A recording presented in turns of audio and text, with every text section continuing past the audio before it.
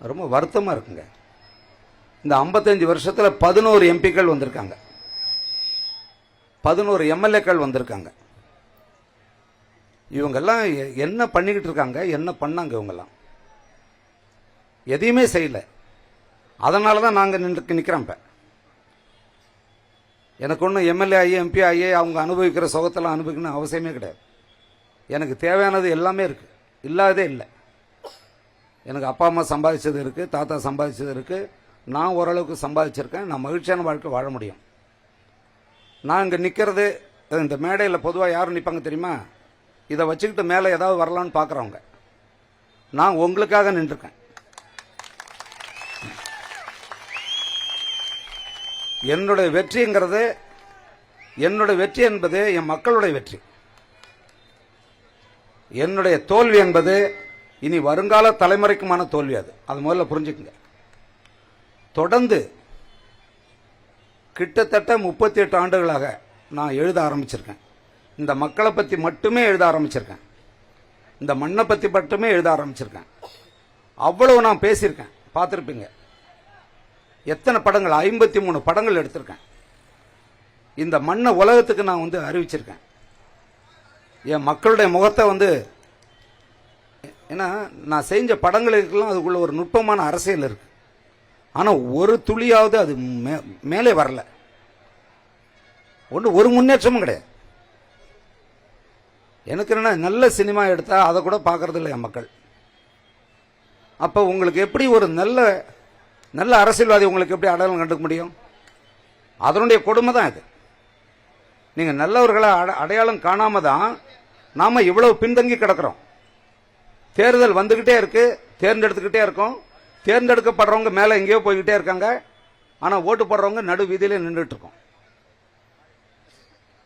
ஒரு நாள் இரவு நான் லண்டன்ல இருந்தேன். அடுத்த படத்துக்கு நான் இடங்கள் பார்த்து தேர்வு பண்றதுக்காக போயிருந்தப்ப, அப்போ ஒரு நடு இரவுல எனக்கு 3:15 மணி. அப்போ ஃபோன் வருது. நண்பர் அன்புமணி அவர்கள் எனக்கு ஒரு ஃபோன் பண்றார். ஏன்னா அவர் எனக்கு தம்பி மாதிரி. ஃபோன் பண்ணி இந்த நிலைமையை சொல்றாரு. இப்படி இருக்குங்க, அப்படி இருக்குங்க. சரிங்க சரிங்க, எனக்கு தூக்கத்தில் இருக்கு, எல்லாத்துக்கும் ஆமா ஆமான்ட்டு நான் 3:15 மணிக்கு எப்படி இருக்கும், சரிங்க சரிங்க அப்படின்னா அப்போ சொல்றாரு, இல்லைங்க இப்படி ஒரு நிலம் இருக்கு, எவ்வளவு நாளைக்கு நீங்க எழுதிக்கிட்டு இருப்பீங்க, பேசிக்கிட்டு இருப்பீங்க, சினிமா எடுத்துக்கிட்டு இருப்பீங்க.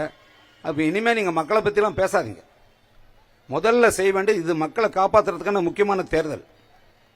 இதுல நீங்க போட்டியிடணுங்கிறார். நான் எதுவுமே சொல்லலை. அன்றைக்கு எடுத்த முடிவு, அதில் நான் பின்வாங்கவே இல்லை. என் வாழ்நாள் முழுக்க ஒரு உயர்ந்த என் மக்களுக்காக படைக்கப்பட்ட மிக முக்கியமான அரசியல் பணியாற்றுவர் அவர். அவரோட நான் இணைஞ்சிருக்கேன்.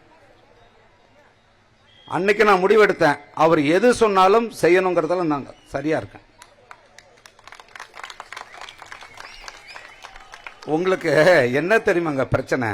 என்ன பிரச்சனைனா, உங்களுக்கு வேண்டிய யாருன்னு உங்களுக்கு தெரியவே இல்லை. அரசியலை தொழிலாக்கி இன்னமும் என்ன பெரியார சொல்றாங்க, அண்ணாவை சொல்றாங்க, அம்பேத்கரை சொல்றாங்க. அவங்க செஞ்ச அரசியல் என்ன, நீங்க செய்யற அரசியல் என்ன? அவங்கள வச்சுட்டு எவ்வளவு நாளைக்கு தொழில் பண்ணிக்கிட்டு இருப்பீங்க? இந்த ரெண்டு கட்சிகளும் தொழில் தான் செய்யுது. தமிழ் பண்பாடு என்ன தெரியுமாங்க?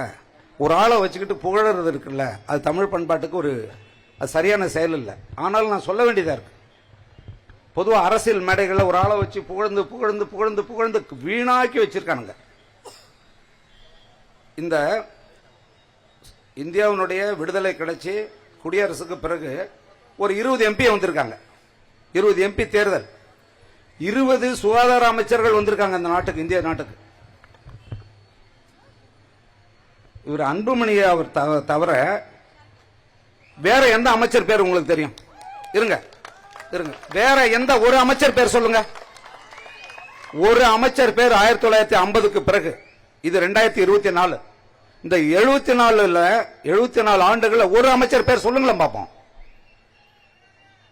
5 ஆண்டுகள்ல அவர் செய்த பணி என்னங்க? அடுத்த 50 ஆண்டுகளுக்கான பணியை செய்து முடிச்சிட்டார்.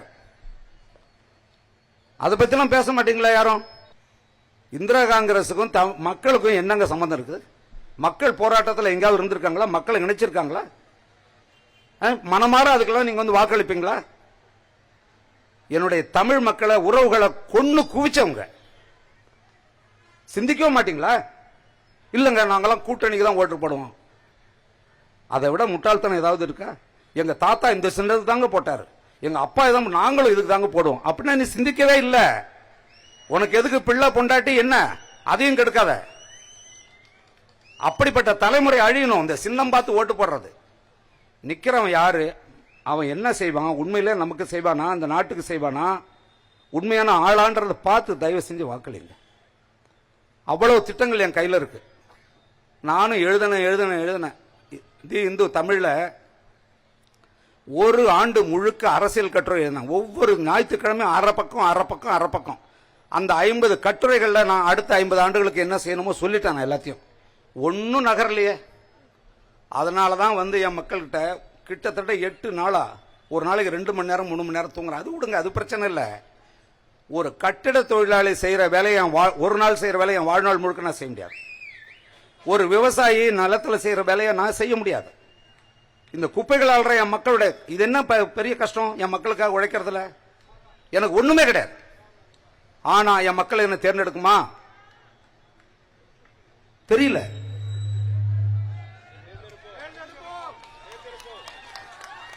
இங்க பாருங்க, நீங்க விரும்புறீங்களோ விரும்பலையோ 3வது முறையும் நரேந்திர மோடி அவர்கள் தான் பிரதமர் ஆக போறார். நீங்க நல்லா புரிஞ்சுக்குங்க. போன முறை 40 எம்பியில் 1 பாண்டிச்சேரி, இன்னொன்னு ஓபிஎஸ் அவருடைய பையன், மீதி 38 எம்பி திமுக உடையது. அந்த 38 எம்பியை வச்சு என்னங்க பண்ணீங்க? 5 வருஷத்துல என்ன பண்ணீங்க? நரேந்திர மோடி ஆட்சியோட சண்டை, தினமும் சண்டை, கடிதம் எழுதுறது எல்லாத்துக்கும். ஒரு கடிதம் எழுதுறதாங்க ஒரு அரசாங்கம்? கடிதம். இப்ப இந்த பகையால இழந்தது யார்?